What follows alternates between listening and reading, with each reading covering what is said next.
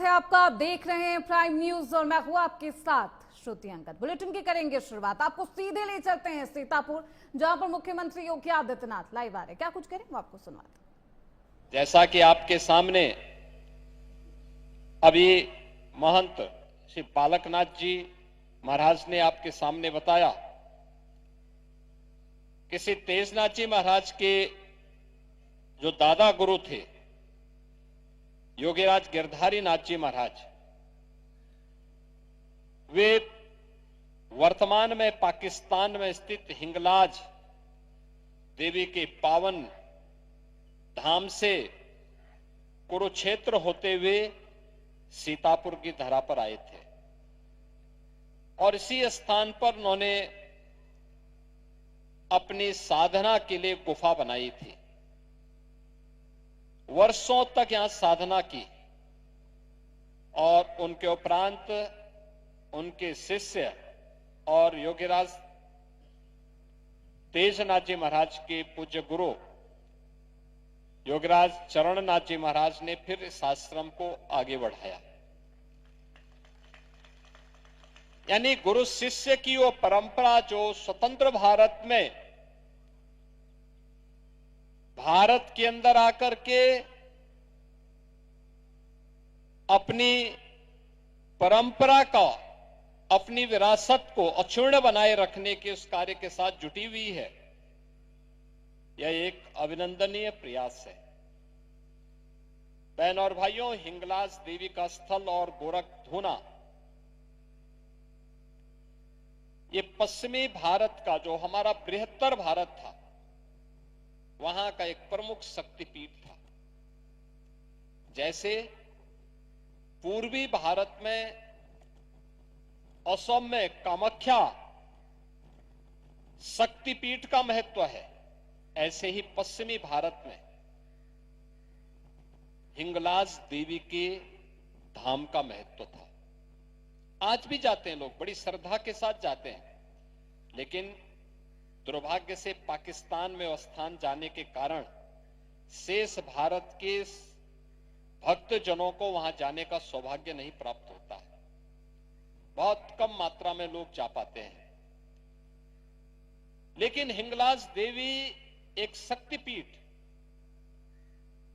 और इन सभी शक्तिपीठों के जो प्रतिष्ठापक थे वह थे नाथ संप्रदाय के परमाचार्य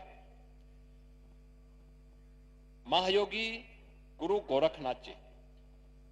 उनका धूना भी वहां स्थित है और उसी परंपरा से जुड़े हुए थे योगीराज गिरधारी नाथ जी महाराज, योगीराज चरणनाथ जी महाराज, जिनके इस समाधि मंदिर और उनके द्वारा स्थापित इस साधना गुफा के साथ आज हम सबको जुड़ने का अवसर प्राप्त हो रहा है। मुझे बहुत अच्छा लगा कि आप लोगों ने उत्तर प्रदेश में एक कार्यक्रम यहां पर सीतापुर में किया है। सीतापुर ऐसे ही योगीराज गिरधारी नाथ जी की साधना स्थली नहीं बन गई है। यह भारत के सनातन धर्म का एक पौराणिक स्थल है।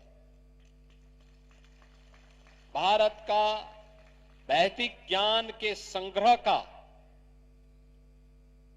उसको एक स्वरूप देने का, उसे लिपिबद्ध करने का स्थल है। और उसी स्मृति को बनाए रखने के लिए हम लोगों ने नेमी सारण्य को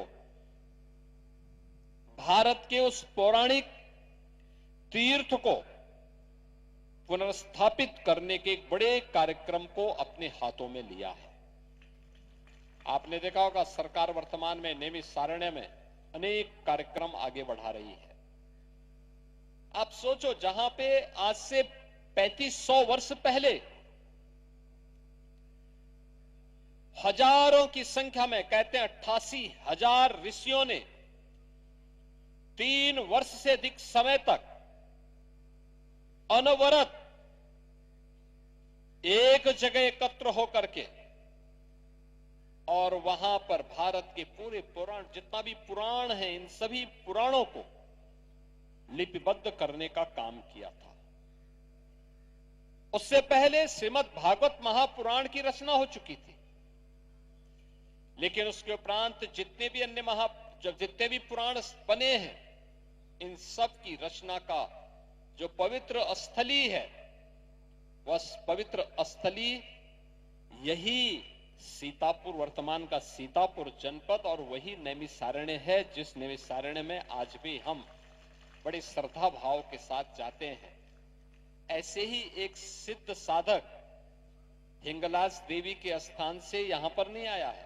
अपने पूज्य गुरु के आदेश से उनको एक ऐसा स्थान चाहिए था देखने के लिए जहां पर निर्जन हो, कोई उनको पहचानता ना हो। वे भटकते भटकते भटकते भटकते उसको गुरु प्रेरणा से, ईश्वर की कृपा से यह स्थान, यहां पर उनको यह स्थल प्राप्त हुआ और उन्होंने यहीं पे गुफा बना करके फिर अपनी साधना को आगे बढ़ाया। भारत की पूरी परंपरा ही इससे जुड़ी हुई है। भारत सम और विषम परिस्थितियों में, आप देखिए ना, दुनिया के अंदर तमाम सभ्यता और संस्कृति बनी और समाप्त हो गई।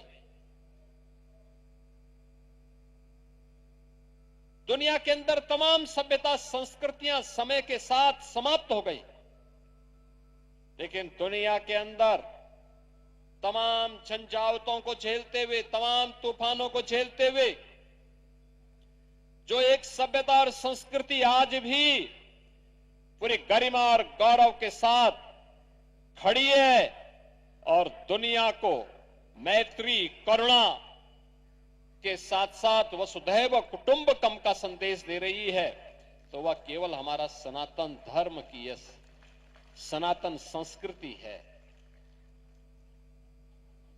आप सोचो कितने प्रयास हुए थे इसको तोड़ने के लिए, कौन नहीं इसको, और दुनिया की पहले कौन ऐसी जाति, मत, मजहब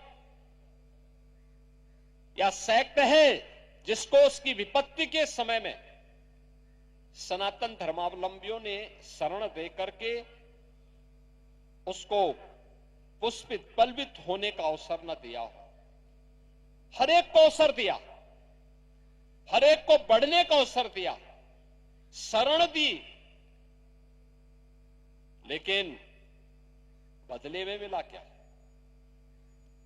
जो भी विदेशी आक्रांता आ गया, शक आए, हूण आए, कुषाण आए, मुगल आए, अंग्रेज आए, जो आया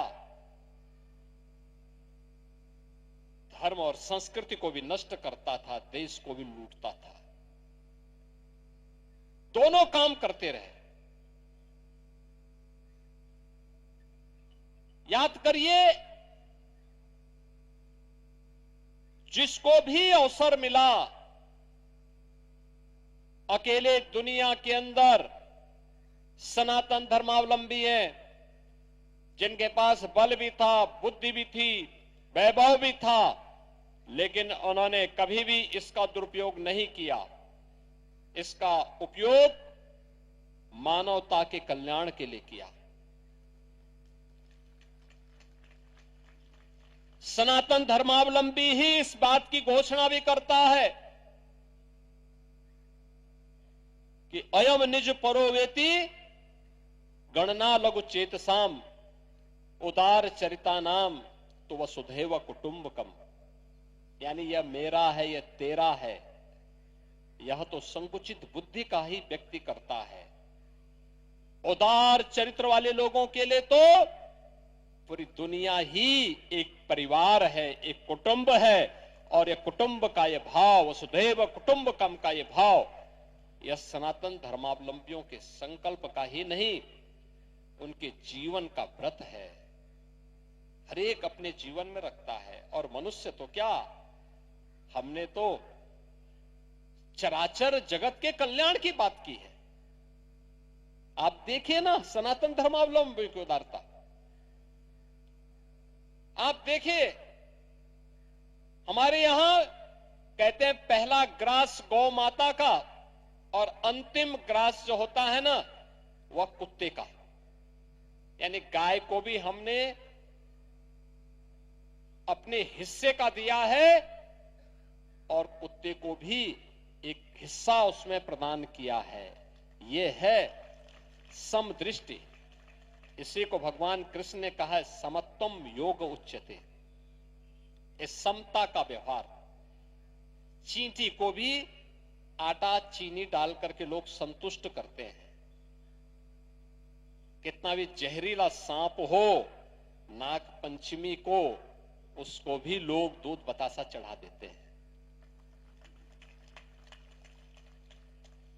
इस देश के अंदर ही हो सकता है, दुनिया के अंदर नहीं होता है। लेकिन जो भी आया, शरण मांगने के लिए आया तो शरण मिली। लेकिन यहां बहुत सारे लोगों ने शरण तो ली, लेकिन कुछ लोगों ने शरणार्थी के धर्म का निर्वहन नहीं किया। यहां आकर के हाथ की उंगली पकड़ करके बाद में गला दबाने का काम भी उन्होंने करने का प्रयास किया।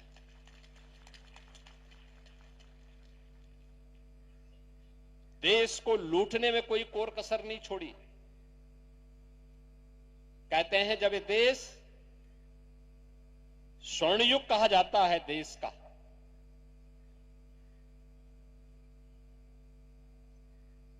चाणक्य और चंद्रगुप्त मौर्य का जो शासन था, याद करिए वो देश का स्वर्ण युग है। चाणक्य जैसा जिस देश में सलाहकार हो, वह देश कभी विफल नहीं हो सकता। उनकी बुद्धिमत्ता, उनकी सूझबूझ, उनका अर्थतंत्र, हर भारतीय को कृतज्ञता ज्ञापित करनी चाहिए। चाणक्य जैसा गुरु मिले, देश को सन्मार्ग पर लेकर के चले, समाज को एक नई दृष्टि दे, और तब देश आर्थिक समृद्धि की, सांस्कृतिक और आध्यात्मिक समृद्धि की नई ऊंचाइयों को प्राप्त करता है। और उस समय कहते हैं भारत का दुनिया के अर्थतंत्र पर 45 से 46% हिस्सा भारत के पास था। यानी भारत दुनिया की सबसे बड़ी आर्थिक ताकत तो थी ही, लेकिन उस आर्थिक ताकत में भी भारत का जो हिस्सा था वह 45 से 46% था। हमले जब होते हुए गए, जब टूट फूट शुरू हुई, हम आपस में बंटते गए, मत और मत के आधार पर, संप्रदाय के आधार पर, जाति के आधार पर, क्षेत्र के आधार पर, भाषा के आधार पर। कहां कहां तक ये चलेगा? ये हमले भी बढ़ते गए, लूटपाट भी बढ़ती गई, लगातार ये चलता रहा। कहते हैं आज से 400 वर्ष पहले तक दुनिया की अर्थव्यवस्था में भारत की हिस्सेदारी सर्वाधिक तब भी थी। नंबर 1 पर भारत था, नंबर 2 पर चीन था। चीन तेजी के साथ आगे बढ़ रहा था। उस समय भारत को उस प्रकार का नेतृत्व नहीं मिल पाया था जो अपनी समृद्धि को और तीव्र कर सके। करता भी कैसे? जो देश अपनी सांस्कृतिक मूल्यों से, अपने आध्यात्मिक मूल्यों से च्युत हो जाता है, अपने महापुरुषों पर गौरव की अनुभूति नहीं करता, अपने मूल्यों और आदर्शों से विरत हो जाता है, उसका वर्तमान भी सुरक्षित नहीं होता और उसका कोई भविष्य भी नहीं होता है। और यही सब कुछ हमारे साथ भी हो रहा था। चीन बढ़ रहा था, लेकिन भारत को दिशा में आगे बढ़ाना है, इसके लिए जो कोई प्रयास होना चाहिए था नहीं हो पाया उस कालखंड में। परिणाम क्या था? धीरे धीरे करके भारत धीरे धीरे करके कमजोर होता गया। मुगलों ने तो लूटा ही था, अंग्रेजों ने भारत की आश्रम पद्धति पर प्रहार किया। उन्होंने यहां के किसानों को, जो उत्पादक था, उसको कर्जदाता बना दिया। हमारा हस्तशिल्पी कारीगर बेरोजगार हो गया। देश दिग्भ्रम की स्थिति में पड़ गया। परिणाम क्या था? हमारे सामने असमंजस की स्थिति थी। एक ऐसा चौराहे पर हम खड़े थे जहां पर हर व्यक्ति किम कर्तव्य विमूढ़ किसी स्थिति में था। और परिणाम क्या था? जब ये देश 1947 में आजाद होता है, तब दुनिया की अर्थव्यवस्था में भारत की हिस्सेदारी मात्र 2% रह गई थी। 46% से घटते घटते घटते मात्र 2000 वर्ष में भारत 2% पे सीमित रह गया। आपने पिछले 11 वर्षों में भारत की प्रगति को देखा है। जब भारत को भारत के विकास की ऊंचाइयों पर पहुंचाने का कार्य होता है, भारत की सभ्यता और संस्कृति के साथ ही समृद्धि की चिंता भी जब साथ साथ चलती है, तो परिणाम भी आते हैं। परिणाम भी आते हुए दिखाई देते हैं। पिछले 11 वर्ष में प्रधानमंत्री मोदी जी के नेतृत्व में हमने एक बदलते हुए भारत को देखा है।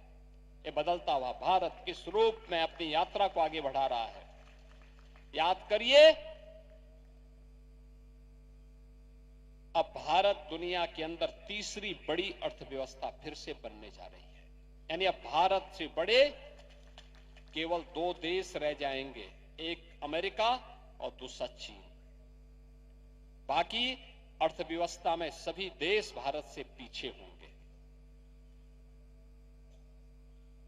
भारत आज जो तीव्र गति से आगे बढ़ रहा है, इस तीव्र गति से बढ़ने का कारण भारत ने अपने मूल्यों को पहचाना है, भारत ने अपने आदर्शों को पहचाना है, भारत ने अपनी विरासत को फिर से पुनर्स्थापित करने के उस अभियान को अपने कंधों पर लिया है। स्वतंत्र भारत में पहली बार इन स्थलों को सम्मान प्राप्त हो रहा है। आपने देखा होगा योग, आप याद करिए ना, यहीं पे योगीराज गिरधारी नाथ जी महाराज 1947 में हिंगलाज छोड़ करके उनको आना पड़ा। गुरु का आदेश था कोई ऐसे स्थान पर जाओ जहां पर कोई पहचानता न हो। वे आते आते सीतापुर में आ गए।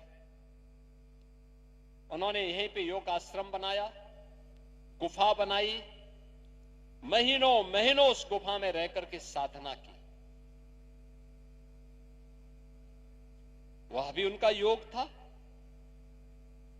एक लंबे समय तक समाधि में बैठना, एक लंबे समय तक बिना कुछ खाए पिए महीनों तक एक कच्ची गुफा के अंदर बैठना, यह अपने आप में एक साधना थी और योग से ही संभव था। याद करिए, इस योग को 21 जून की तिथि को आज यूएनओ ने भी विश्व योग दिवस के रूप में मान्यता दी जब प्रधानमंत्री मोदी जी आए।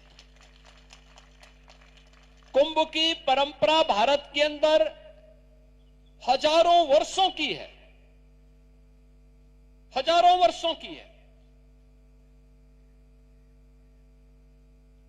जैसे नैमिषारण्य की परंपरा है, हर कुछ वर्षों के बाद ऋषि मुनि सब यहां इकट्ठे होते थे। वे भारत की ज्ञान की परंपरा में उत्तर दक्षिण पूरब पश्चिम क्या कुछ नया हुआ है, नवाचार क्या है, शोध क्या हुए हैं नए, इन मुद्दों पर चर्चा करते थे।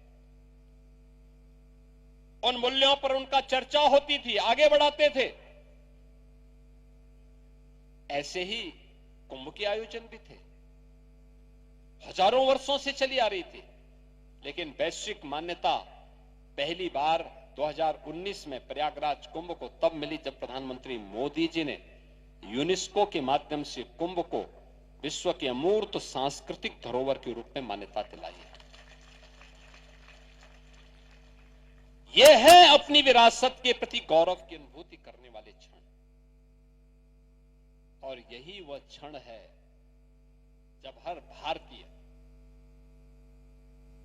उत्तर का हो, दक्षिण का हो, पूरब का हो, पश्चिम का हो, दुनिया के किसी भी कोने में रहता हो, जिसके पूर्वज भारत के रहे हो, वो दुनिया में कहीं भी रहता हो,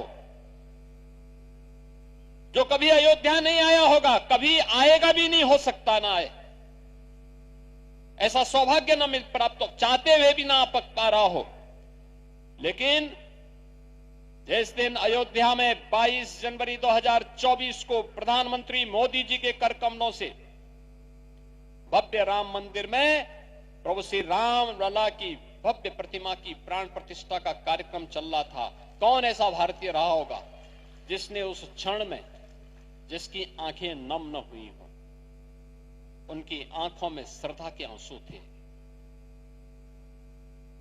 गौरव के आंसू थे, वह अंतःकरण से प्रफुल्लित था, हर घर में दीप जल रहे थे और दीपावली का आनंद हर भारतवासी मना रहा था, क्योंकि हर भारतीय ने राम को आराध्य के रूप में 500 वर्षों के बाद पाया था। हर भारतीय प्रफुल्लित था, क्योंकि राम के साथ एक आत्मीयता का रिश्ता हर भारतीय ने जोड़ा है। यह आत्मीयता राजनीति की दीवारों से हट करके, मत और संप्रदाय की दीवारों को फांद करके, उत्तर से दक्षिण तक, पूरब से पश्चिम तक पूरे भारत को जोड़ने वाली उन अवतारी महापुरुषों की इस गाथा को आत्मसात करने वाला क्षण था, जिसे हम राम के रूप में, कृष्ण के रूप में, शिव शंकर के रूप में मान करके, जिन्हें अपने जीवन का हम लोगों ने मंत्र मान लिया। हर भारतीय सोते जागते उठते बैठते, सुख में दुख में, कोई एक नाम उनके साथ जाता है और राम का नाम जाता है, राम का नाम होता है। किसी भी पंथ का हो, किसी भी संप्रदाय का हो, उसके सामने कोई दुविधा नहीं, कोई दुविधा नहीं, क्योंकि जो भारत के गौरव का क्षण होगा वह हर भारत के पंथ और संप्रदाय के गौरव का भी क्षण होगा। उसने अपने आप को इससे अलग नहीं किया है, क्योंकि हर भारतीय इस बात को मानता है, हमारी उपासना विधि कुछ हो सकती है, दर्शन कुछ हो सकता है, लेकिन अंततः हम सनातन धर्म के अनुयायी हैं और हमारे लिए राष्ट्र प्रथम है, यह देश और धर्म हमारे लिए प्रथम है, और इस भाव के साथ वो कार्य करता है। अयोध्या में राम मंदिर की प्राण प्रतिष्ठा और भव्य राम मंदिर का निर्माण उसी गौरव की पुनर्स्थापना का क्षण हम सबके सामने प्रस्तुत करता है। यही कार्य काशी में काशी विश्वनाथ धाम के रूप में हम सबके सामने हुआ। आप विंध्यवासिनी धाम में जाएंगे, पहले वहां 10 श्रद्धालु एक साथ दर्शन नहीं कर पाते थे, बहुत कंजेशन था, बहुत कम लोग जा पाते थे। आज देखिए कितना बड़ा मां विंध्यवासिनी का धाम, कितना भव्य और कितना बड़ा बन गया है, एक साथ हजारों श्रद्धालु जाकर के दर्शन कर सकते हैं। अब कहीं कोई समस्या नहीं। आप सोचो ना, आप सोचो, अयोध्या में राम मंदिर बन गया, काशी में काशी विश्वनाथ धाम बन गया, विंध्यवासिनी धाम भव्य स्वरूप ले लिया, मथुरा वृंदावन और ब्रजभूमि में हमारा कार्य चल रहा है, नियमित सारण्य में हम कार्य कर रहे हैं। लेकिन देश जैसे स्वतंत्र हुआ, योगीराज गिरधारी नाथ जी महाराज को हिंगलाज देवी के पावन धाम को छोड़ करके सीतापुर आना पड़ा। क्यों? बहनों और भाइयों, वही है याद रखना, सनातन कमजोर होगा तो देश कमजोर होगा, देश कमजोर होगा तो सनातन के सामने अस्तित्व का संकट खड़ा होगा। जाति, क्षेत्र और भाषा उसके सामने कोई मायने नहीं रखेगी। और इसलिए इस बात को ध्यान में रखना, इस बात को ध्यान में रखना कि जो बांटने वाले लोग हैं ना, जाति के नाम पर, क्षेत्र के नाम पर, भाषा के नाम पर, इन लोगों से सावधान रहना। याद करिए ना, बांग्लादेश के मुद्दे पर ये सब मौन है। बांग्लादेश में जो मारे जा रहे हैं हिंदू, हर दिन आप सुनते होंगे, एक हिंदू जला दिया गया, एक हिंदू के घर में आग लगा करके मार दिया गया, राह चलते हुए एक हिंदू को जला दिया गया। प्रतिदिन समाचार आ रहे हैं बांग्लादेश से। ये सब मौन है। ये मरने वाला हिंदू कौन है? ये सब दलित हिंदू है। ये दलित हिंदू है। कोई नहीं बोल रहा है। केवल कुछ हिंदू संगठनों को छोड़ दिया जाए और धर्माचार्यों को छोड़ दिया जाए, लगता है सबका मुंह बंद हो गया है, क्योंकि मरने वाला हिंदू है। कोई नहीं बोलेगा। उसके लिए कोई मानवाधिकार नहीं है। उसके लिए कोई दुनिया का संगठन वकालत करने वाला नहीं है। और मैं यही आपसे कहूंगा, इन नेताओं के बहकावे में आने की आवश्यकता नहीं, बढ़ने की आवश्यकता नहीं। ये जो जाति के नाम पर बांटना चाहते हैं ना, आपको तमाम प्रकार के वादों में बांटना चाहते हैं, इस बहकावे भूल से भी मत आना, क्योंकि देश का दुश्मन आंखें लगाए बैठा है। आप बंट गए तो फिर कटने के रास्ते भी खोल जाएंगे। उसको कभी मत होने देना। देश अच्छी दिशा में आगे बढ़ रहा है। देश आगे बढ़ेगा। मोदी जी के नेतृत्व में भारत ने एक लंबी यात्रा तय कर ली है और भारत एक लंबी यात्रा के लिए अपने आप को तैयार कर रहा है। एक बड़ी यात्रा के लिए तैयार कर रहा है। भारत दुनिया की एक बड़ी ताकत बनेगा। कोई दुनिया की ताकत अब भारत को रोक नहीं सकता है। लेकिन हम भारतीयों का भी दायित्व बनता है कि हम भी उस यात्रा में सहभागी बने, हम भी मिलकर के कार्य करें, उस यात्रा को एक साथ आगे बढ़ाने में योगदान दें। अगर हम कर पाएंगे, परिणाम वर्तमान के लिए भी और भावी पीढ़ी के लिए भी बेहतर होगा। याद करना, भविष्य उसी का हुआ है जो वर्तमान में सजग रहता है, जिसने भूतकाल की गलतियों का परिमार्जन कर दिया है, उसी का भविष्य भी उज्जवल होता है। भूतकाल में हम गुलाम हुए थे इसलिए क्योंकि बटे थे, हम अपमानित हुए थे इसलिए क्योंकि बटे थे। भूतकाल में हम कटे थे इसलिए क्योंकि हम बंटे थे। अब बंटना नहीं है, एकजुट होकर के फिर से भारत को परम वैभव की ओर ले जाने के इस प्रवर्तमान अभियान का हिस्सा बनना है। और योगीराज गिरधारी नाथ जी महाराज की जो गाथा है, योग साधना का तो है ही, उनकी व्यक्तिगत त्रासदी का भी है।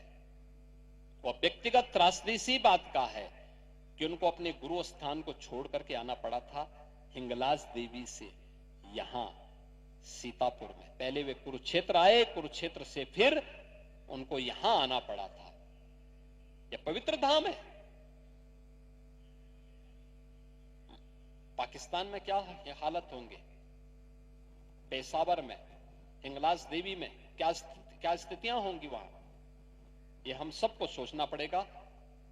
आज आपका सीतापुर जनपद विकास की एक नई बुलंदियों को छू करके आगे बढ़ रहा है। विकास की इन बुलंदियों को आगे बढ़ाने की आवश्यकता है। विरासत और विकास की इस प्रक्रिया को आगे बढ़ाने की आवश्यकता है। और आपने तो